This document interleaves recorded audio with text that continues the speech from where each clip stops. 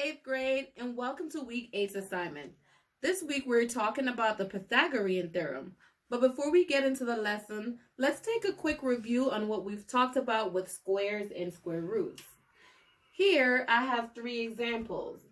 The first example states 3 squared. As a reminder, the 3 represents the base and the 2 is the exponent. The exponent tells how many times the base is to be multiplied. And so if I am to do 3 squared, that would equal to 3 times 3, which is equal to 9. The second example states 7 squared. Again, the exponent tells how many times the base is to be multiplied. So 7 squared is 7 times 7, which is equal to 49. And the last example, 9 squared. The exponent tells how many times the base is to be multiplied. So 9 squared is the same thing as 9 times 9, which is equal to 81. These numbers, the 9, the 49, and the 81, we refer to these as perfect squares. And so if you take a look at this chart over here, I have the first 30 perfect squares listed. And so again, how did I come up with these numbers? I take these integers and I multiply by itself. So for instance, 3 squared is 9 because 3 times 3 is 9. 4 squared is equal to 16. 4 times 4 is 16. And so those are concepts that we've talked about with squares. Now, we've said in class that squares and square roots are inverses.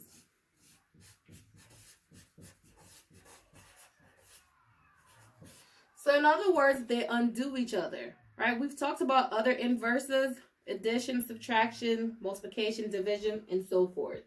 So in other words, if I want to go backwards and I want to look at some square roots,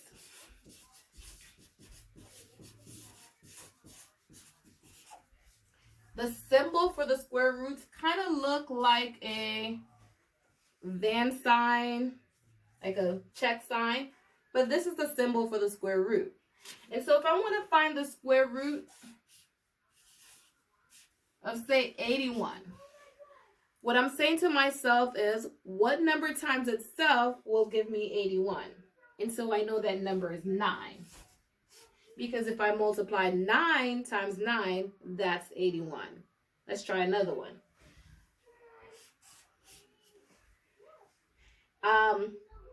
If I want to know the square root of 100, I'm saying to myself, what number times itself will give me 100? That number is 10, because 10 times 10 is 1. And just to kind of reiterate what we just stated, when you're finding the square, when you're squaring a number, you're taking the number and multiplying it by itself. But when you're finding the square root of the number, you're thinking to yourself, what number times itself will give you that number? All right? So over here, I have my list of perfect squares from 1 through 30.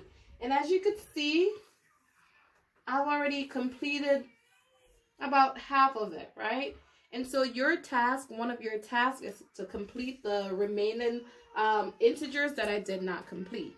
So again, to find 17 squared, I'm going to take the number and multiply it by itself, right? And 17 times 17 is... Good job. And so you guys are going to complete the remaining